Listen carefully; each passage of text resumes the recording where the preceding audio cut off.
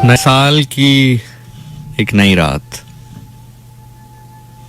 लेकिन इस नए साल की नई रात में वही पुराना मैं, वही पुरानी मेरी वहशत, वही पुरानी मेरी तशनगी।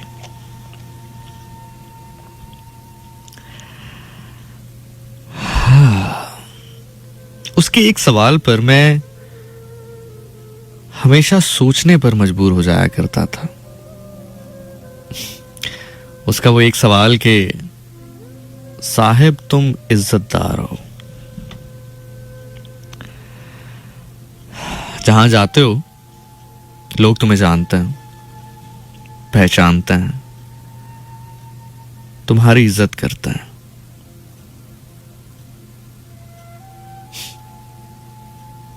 लेकिन मैं एक ऐसी दलदल में हूं कि मेरे पास आने वाला भी गलत नहीं होता, मुझे नोच के जाने वाला भी गलत नहीं होता, मेरी कीमत लगाने वाला भी गलत नहीं होता, मुझे अपनी हवस का निशाना बनाने वाला भी गलत नहीं होता। जानते हो इस सब में अगर कोई गलत होता है तो कौन? अपना तन लुटा के अपने आप को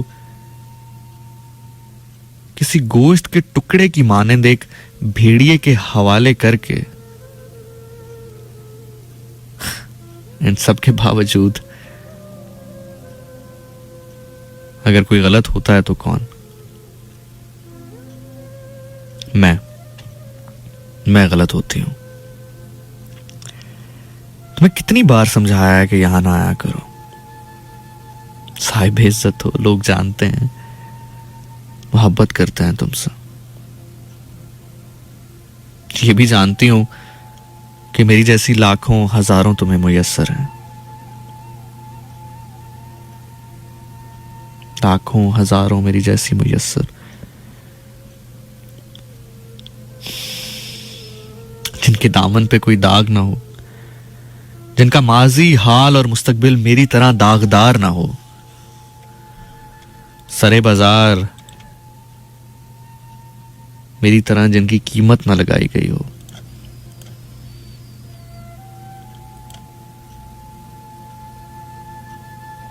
जिन्हें मेरी तरह चंद लम्हों की दुल्हन ना बनाया गया हो।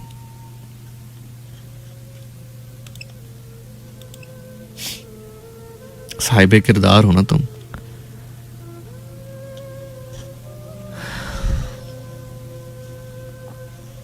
मत आया करो मेरे पास।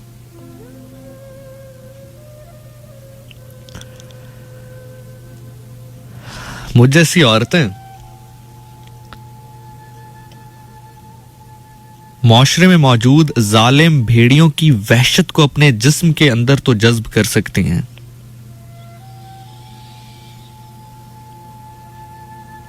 लेकिन अपने दिल में किसी की मोहब्बत का बीज बोकर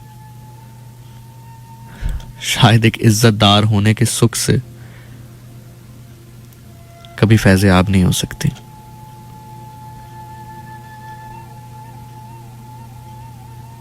कभी कभी मुझे लगता है कि औरत की भी कोई जात होती है, और औरत में सबसे ऊंची जात उस औरत की होती है जो हमारे घर होती है। और फिर जैसे जैसे हमारा रिश्ता